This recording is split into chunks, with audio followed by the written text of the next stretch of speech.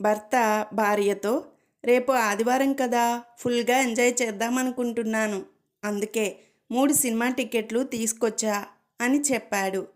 భార్య 3 టికెట్లు దేనికండి అని అడిగింది. భర్త 1 నీకు, 2 మీ అమ్మానాన్నలకు అని చెప్పాడు. టీచర్కి తండ్రికి జరిగిన సంభాషణ. మీ అబ్బాయి స్కూల్లో చాలా అల్లరి చేస్తున్నాడు, మిమ్మల్ని ప్రిన్సిపల్ ఒకసారి కలవమన్నారు అని చెప్పింది.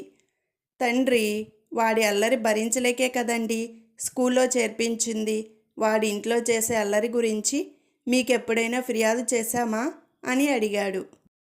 ఒక రోగి డాక్టర్ దగ్గరికి వెళ్తాడు. డాక్టరు, నువ్వేం సబ్బు వాడతావు అని రోగిని అడిగాడు. రోగి ధనుంజయ్ సబ్ అని చెప్పాడు. డాక్టరు, టూత్పేస్ట్ ఏంటి అని అడిగాడు. రోగి ధనుంజయ్ టూత్పేస్ట్ అన్నాడు. డాక్టరు, షాంపూ ఏది అని అడిగాడు. రోగి ధనుంజయ షాంపూ అన్నాడు. డాక్టరు, ధనుంజయ ఇంటర్నేషనల్ బ్రాండా అని అడిగాడు. రోగి, కాదు, ధనుంజయ నా రూమ్మేట్ అని చెప్పాడు.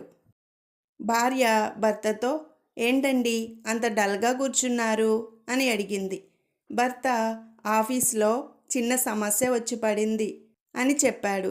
భార్య, పైనుండి పడిందా కింద నుండి పడిందా అని అడిగింది. భర్త, సమస్య ఎదురు పడింది అన్నాడు. భార్య, అయితే పక్క నుండి వెళ్ళండి అని చెప్పింది. ఓ యువకుడు బస్టాండ్లో నుంచున్న యూత్ని ఎలాగైనా మెప్పించాలని ఫోజులు కొడుతున్నాడు. మిమ్మల్ని చూస్తుంటే ఎక్కడో ఎప్పుడో చూసినట్టు, మీరు నాకు బాగా తెలిసినట్టు అనిపిస్తోంది అన్నాడు. అయ్యుండవచ్చు, నేను పిచ్చాసుపత్రిలో నర్సుని అన్నది ఆ యువతి. బ్యాంకు ఉద్యోగానికి ఇంటర్వ్యూ జరుగుతుంది. అధికారి ఇలా అడుగుతాడు.